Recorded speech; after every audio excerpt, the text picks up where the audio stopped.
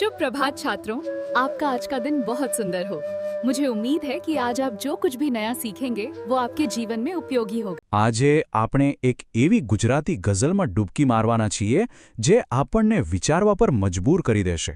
આ છે જલન માત્રીની ગઝલ સહી નથી. તો ચાલો એના ઊંડાણમાં ઉતરીએ અને સમજીએ કે આ રચના આટલી ખાસ કેમ છે. ગઝલની શરૂઆત જ એક એવા સવાલથી થાય છે જે આપણને અંદરથી હચમચાવી મૂકે છે. શું ખરેખર એવું બની શકે કે માણસની અંદરની દુષ્ટતા શૈતાનને પણ પાછળ છોડી દે? ગઝલની શરૂઆત જ આ ધારદાર પંક્તિઓથી થાય છે. જલન માત્રી આપણને સીધા જ એક ઊંડા વિચારના વમળમાં લાવીને મૂકી દે છે. જરા આ શબ્દો પર એક ક્ષણ માટે ધ્યાન આપીએ. આનો અર્થ ખરેખર ચોંકાવનારો છે. શાયર અહીં એવું કહી રહ્યા છે કે ધર્મની ઇમારતો એટલા માટે જ સલામત છે કારણ કે શૈતાન સ્વભાવે માણસ નથી. એટલે કે જે વિનાશ અને નફરત માણસ ફેલાવી શકે છે એ તો શૈતાનના પણ ગજા બહારની વાત છે. આ વિચાર તો સારા ખરાબની આપણી આખી સમજને જ ઉથલાવી નાખે છે. તો આપણે હમણાં જે આ બે શક્તિશાળી પંક્તિઓ જોઈ એને કવિતાની ભાષામાં શેર કહેવાય છે. અને આવા ઘણા શેરો જ્યારે એકસાથે ગૂંથાય છે ત્યારે બને છે એક ગઝલ. ગઝલની સૌથી મોટી મજા અને ખાસિયત જ એ છે કે એનો દરેક શેર એટલે કે દરેક બે પંક્તિ પોતાની રીતે એક સંપૂર્ણ કવિતા હોય છે. તમે એને અલગથી વાંચો ને તો પણ એનો એક પૂરો અર્થ નીકળે.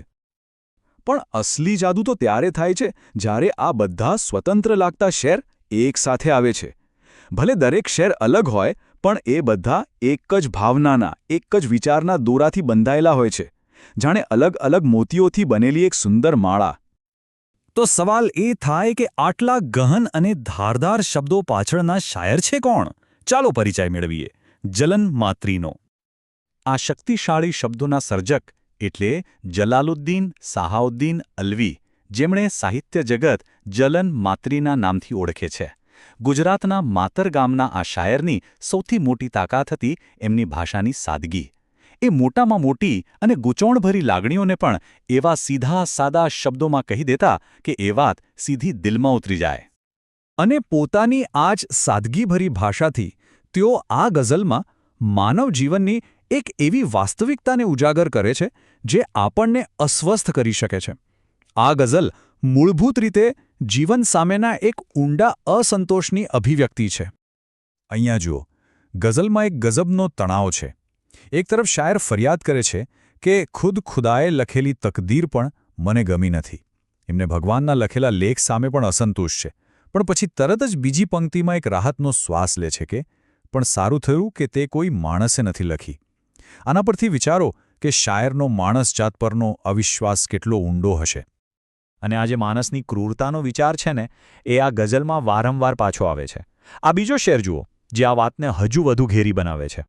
મતલબ ફરી એકવાર એ જ વાત પર ભાર મૂકવામાં આવ્યો છે. કોઈ એવું ભયંકર કૃત્ય જોઈને લોકોના મોઢેથી પણ નીકળી પડે છે કે ના, આવું કામ તો શૈતાન પણ ન કરી શકે. દુષ્ટતાનું સરનામું ફરી એકવાર માણસ પર આવીને જ અટકે છે.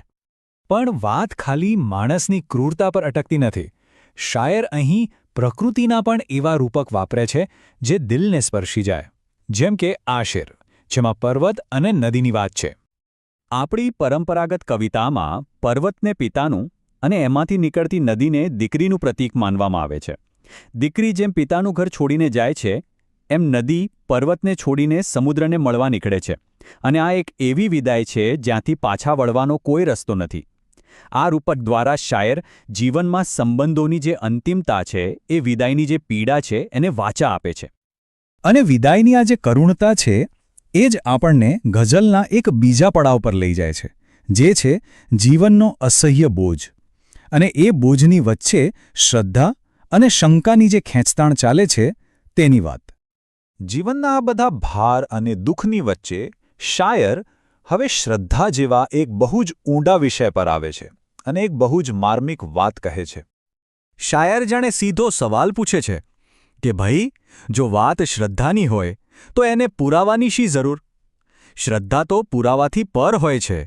જો વિશ્વાસને સાબિત કરવા માટે કોઈના સહી સિક્કાની જરૂર પડે તો શું એને સાચી શ્રદ્ધા કહી શકાય? પણ આ બધા મોટા મોટા દાર્શનિક વિચારોની પાછળ જીવનનું એક બહુ જ અંગત, બહુ જ નાજુક દુઃખ પણ છુપાયેલું છે. એક એવું દુઃખ જે એટલું મોટું છે કે એની સામે એક નાનકડા સ્મિતની કોઈ વિસાત નથી. જરા કલ્પના તો કરો, ગળાબૂડ સ્મિથ. શાયર કહે છે કે એમની પાસે એટલા બધા આંસુ છે કે ગળા સુધી ડૂબેલું હોય એવું સ્મિથ પણ એમાં આસાનીથી ડૂબી જાય. આ એક જ કલ્પના દુઃખની વિશાળતા અને સુખની ક્ષણભંગુરતા બતાવવા માટે પૂરતી છે.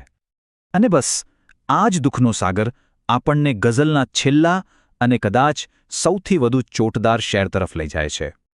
હવે આવે છે આ ગઝલનો અંતિમ શેર. જલન અહીં પોતાની જાત સાથે જ, પોતાના તખલ્લુસ સાથે જ વાત કરી રહ્યા છે. આ શબ્દોને એના પૂરા વજન સાથે અનુભવીએ. મૃત્યુને ઠેસ વાગશે ત્યારે શું થશે? જલન, જીવનની ઠેસની તો હજુ કળવળી નથી. શાયર કહે છે કે જીવનમાં એટલી ઠોકરો વાગી છે, એટલા ઘા પડ્યા છે કે એની પીડા હજુ ઓછી નથી થઈ, એની કળ હજુ વળી નથી, તો પછી મોતની ઠેસની શી ચિંતા કરવી? જીવનના ઘા જેટલા ઊંડા છે કે મૃત્યુનો ડર પણ એની સામે ફિક્કો લાગે છે. અને અંતે આ ગઝલ આપણને બસ આ એક સવાલ સાથે છોડી જાય છે, જેનો જવાબ કદાચ આપણે સૌએ પોતાની અંદર શોધવાનો છે. આપણને વધારે ઊંડો ઘા શું આપી જાય છે? जीवन नो अंत के પછી जीवन પોતે? माधव लैंग्वेज क्लासेस में हम सिर्फ शब्द नहीं व्यक्तित्व गढ़ते हैं, क्योंकि भाषा ही परिणाम को आकार देती है.